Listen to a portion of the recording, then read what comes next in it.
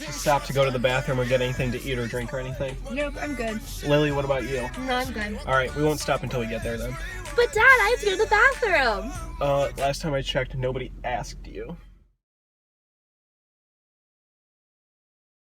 As a middle child, one is often expected to exceed the bar previously set by their older sibling. Faced with the stereotypes of middle children tending to feel unwanted, remaining overshadowed by their siblings, and receiving little to no attention or monetary investments from their parents, Sarah set out to make the most of these unfortunate perceived ideas. While at times she felt as though she was drowning in the shadows of her sister, Sarah, determined, found and continues to pursue what she is passionate about, such as international travel and mentoring younger children. On top of this, she has set out to find the loopholes in these stereotypes to use them to her advantage. Such loopholes include being an expert negotiator and remaining open-minded in many situations.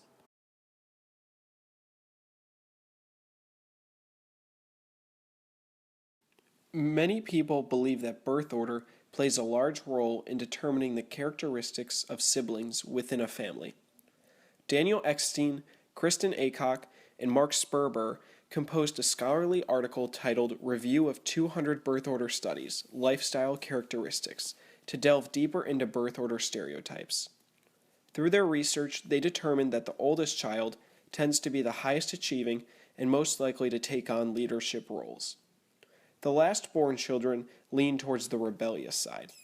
Stuck in between these two children, the middle child, stereotypically, is less inclined to be sociable and more generally feels secluded. Sarah denotes that while this generally may be correct, their research fails to explain why this birth order is the way it is. In order to satisfy further explanations, Sarah turned to The Pecking Order, a book written by Dalton Conley, which examines why children turn out the way that they do. Concluding that while luck and size of family can affect the personality of children on top of their birth order, Conley states that middle children tend to end up the worst, mainly due to the lack of attention they receive from their parents. I found my strength in becoming involved with the younger children as a mentor and developing a role as a social leader through empathetic interaction with peers. Unlike my siblings, that were cast into certain peer groups by their talents, I was free to explore all groups and to choose my fit. I developed my interest in international travel and international language and secured a global studies certificate. I engaged more deeply with exchange students and devoted more time to civic causes. Somehow, being more of a generalist provided me with additional opportunities compared to my siblings that were limited to their specialties. I like my position as a middle child since I have determined the benefits of being a generalist. I can explore without impunity a variety of subjects and interests. I can provide perspective to multiple groups of people. I can be confident in my ability to succeed beyond my family. There is a well-known stereotype that in a household with multiple children, the oldest child is thought to be the high achiever in academics and extracurriculars. While this seems it would lay an insurmountable amount of pressure on the middle child to receive accolades as high as the oldest child, Sarah has discovered that her state as the middle child has left her without heavy burdens to follow in her sister's path. In fact, she rarely has to be the role model for her younger brother because her older sister fills this post. The lack of forced leadership required in this state levels the field for Sarah to be the expert negotiator. Schumann and Solomon's publication from 2014 agrees that because middle children are often overshadowed by their older siblings' ego and the youngest siblings' complaints, the middle child often becomes the open-minded negotiator. Hedged between two siblings, the middle child surprisingly lives in an advantageous location where he or she is exposed to dual sides of the story.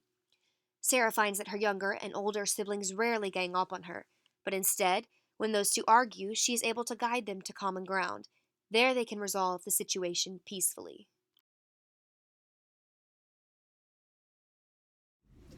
Lily, it's been 15 minutes. Can I play now? No, it's not your turn yet. Come on, you promised. No, I'm not Lily. done with that Guys, game. I'm on a conference call. Hey, I'm not Give it finished. back. You're gonna make me lose. Stop! Lily can finish her game, and then Gabby can have it after. You promise you'll give it to me after? Pinky promise. Okay. Thanks, Sarah. According to a scholarly article titled Evolution of Personality and Individual Differences, siblings tend to compete for resources such as attention from their parents. Middle children tend to receive the least amount of these resources due to their tendencies to be aggressive, irresponsible, and immature, according to an article titled "A Study of Certain Personality Correlates of the Middle Child in a Three-Child Family." In an article called "The Nature of Prejudice Unabridged," Gordon Allport explains that members of an in-group find certain enemies outside of their current in-groups. Sarah believes that her siblings can be seen as her enemies at times because she agrees that, like many children with siblings, she is not receiving as much attention as her siblings, and because she felt more pressure to gain independence from her older sister instead of following in her footsteps. Growing up, I never wanted to leave my sister's side. Whether it was the excitement of wearing matching outfits or following around her and her friends, I looked up to her more than anyone else. I followed in her footsteps, participating in the same activities she did. The only problem was that the activities, like gymnastics and singing, were activities that she thrived in. I soon realized that I needed to become my own person and try new things. In high school, I felt like I was always in my sister's shadow. I would never be the lead in the musical or get straight A's without trying. But I soon learned that it was okay if I wasn't just like her. During an interview with Lillie Burrow, a fellow middle child, she encountered similar experiences as Sarah. Growing with an older sister who was an amazing horseback rider and received straight A's, Lillie felt obligated to do the same. However, upon trying horseback riding and determining it was not for her, she decided to forge her own path in the theater world. Through her passion for theater, she was able to find her own in-group and develop her own distinct identity.